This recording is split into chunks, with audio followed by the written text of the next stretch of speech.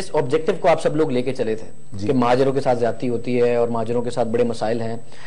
آپ یہ کیوں نہیں ماننے کو تیار کہ الطاف حسین صاحب اس مقصد میں کامیاب ہوئے؟ آج نیشنل لیول پر اردو بولنے والی جماعت متحدہ کا جو ووٹ ہے وہ حکومت کو ادھر سے ادھر کر دیتا ہے، جس کی وجہ سے وہ اپنی چیزوں پر بارگین کرتے ہیں، شہر کے تحفظات کا خیال کرتے ہیں، اپنے اردو بولنے والوں کے تحفظات کا خیال کرتے ہیں. الطاف حسین کامیاب ہوئے، آفاق احمد نہیں ہوئے. الطاف حسین سمارٹ تھے، آفاق احمد نہیں سمارٹ تھے.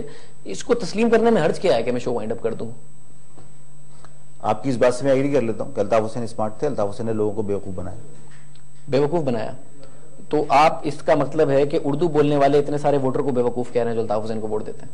الطاف حسین نے تمام ووٹرز کو بیوقوف نہیں بنایا، ان لوگوں کو بیوقوف بنایا جنہوں نے اس کی اس بات کو تسلیم کر لیا کہ اسے فری ہینڈ دیا جائے، اسے گورنمنٹ مشینری سپورٹ کرے تاکہ وہ یہاں کے لوگوں کو ہاسٹیج بنا کر مینڈیٹ حاصل کر سکے، اور اس مینڈیٹ کو بارگیننگ کے لیے اس نے استعمال کیا. سر ہاسٹیج کی ڈیفینیشن کیا ہے؟ یرغمال بنایا ہوا بھائی. مطلب ہاسٹیج سے مراد آپ کا یہ کہ وہ اپنی مرضی سے فیصلہ نہیں کر سکتے، ووٹ نہیں ڈال سکتے. کیسے نہیں ڈال سکتے؟ نہیں ڈال سکتے. ایک منٹ، کلفٹن میں خوشبخت شجاع صاحبہ جیتتی ہیں، بڑے نیرو مارجن سے ہارتے ہیں. آپ جائیے ان کے پاس، اختیار بیگ صاحب، آپ جائیے اختیار بیگ صاحب سے معلوم کیجئے کہ انہوں نے پیٹیشن داخل کیوں کی تھی. تو ہارنے کے بعد کون کہتا ہے پاکستان میں کہ میں صحیح ہارا ہوں؟ وجہ پوچھیے اور وہ حقائق آپ کو بتائیں گے. اب انہوں نے تسلیم کر لی. کلفٹن ڈیفنس سب سے انڈیپینڈنٹ ایریا ہے پاکستان کا، انڈیپینڈنٹ نہیں ہے اس کے جہاں اندر. پر 2002 میں متحدہ نے مار کھائی ہے. آپ کیوں بھول جاتے ہیں کہ اس میں وہ کچی آبادیاں بھی شامل ہیں جہاں متحدہ قومی موومنٹ کے باقاعدہ یونٹ ہیں ڈیفنس، اور اگر کلفٹن کے علاقوں کے اندر وہ اس طرح ایگزسٹ نہیں کرتے جس طرح فیڈرل بیریا کے اندر وہ پکٹیں لگاتے ہیں، تو کیا دہلی کالونی کے اندر اور پنجاب کالونی میں انہوں نے پی این ٹی کالونی میں یہ سب کچھ نہیں کیا؟ اور پی این ٹی کالونی اور دہلی کالونی کے ووٹ کے ڈیفنس اور کلفٹن کے لوگوں سے زیادہ ووٹ نہیں تھے؟ تو یہ پہلے تو نہیں ہو رہا تھا نا، یہ ہمیشہ سے ہوتا ہے. ہمیشہ سے ہوتا ہے. تو متحدہ انہی ایریاز میں 96 اور 2002 میں کیسے ہار گئی؟ وہاں پر اس وقت ان لوگوں نے وہاں کام نہیں کیا تھا، وہاں پی این ٹی کام نہیں کیا تھا. پھر کام کیا نا متحدہ نے، تو اس لیے جیتی نا 2008 میں. میں پوچھ رہا ہوں آپ سے، یرغمال نہیں اچھا کام کرنا یرغمال بنانا ہوتا ہے؟ متحدہ قومی مصطفیٰ کمال جیسا ناظم کام کرے. میں خانزادہ صاحب میری بات سنیے، جہاں متحدہ قومی موومنٹ گئی ہے اور جہاں متحدہ قومی نے کام کیا ہے وہاں پر انہوں نے یہی طرز عمل اختیار کیا ہے.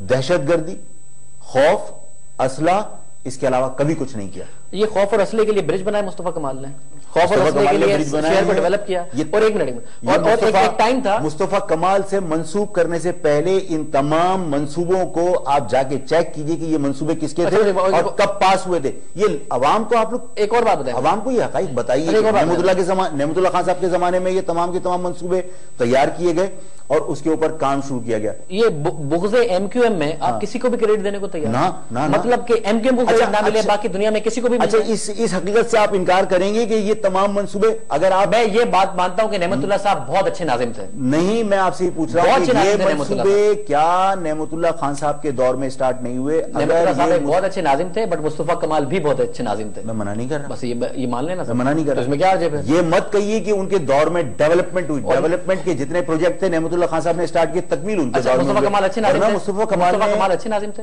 مصطفیٰ کمال اگر آپ اس بندوق کی وجہ سے تھے یا کام کی وجہ سے تھے؟ اگر آپ اس حوالے سے کہہ رہے ہیں ان کے دور میں یہ چیزیں تکمیل پائیں.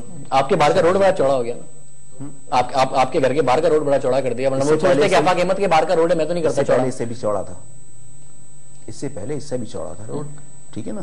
مطلب اچھا ایک اور سوال ہے. جی بتائیے. بزنس کمیونٹی عام طور پر یہ ایم کیو ایم سے ایک فاصلے پہ رہتی تھی اور بڑی پریشان رہی ہے 90s کے دور میں. بالکل صحیح، بالکل صحیح. آج میں یہ دیکھتا ہوں کہ متحدہ کا کوئی بھی فنکشن ہو، بڑے سے بڑا بزنس مین اس میں جاتا ہے، چاہے وہ نہیں جائے گا کاروبار بند ہو جائے گا. تو 90s میں بند نہیں ہو سکتا تھا جب نہیں آتے تھے؟ اس پوزیشن میں نہیں تھے سر. 90s میں جو متحدہ کا امیج تھا آج تو نہیں ہے وہ.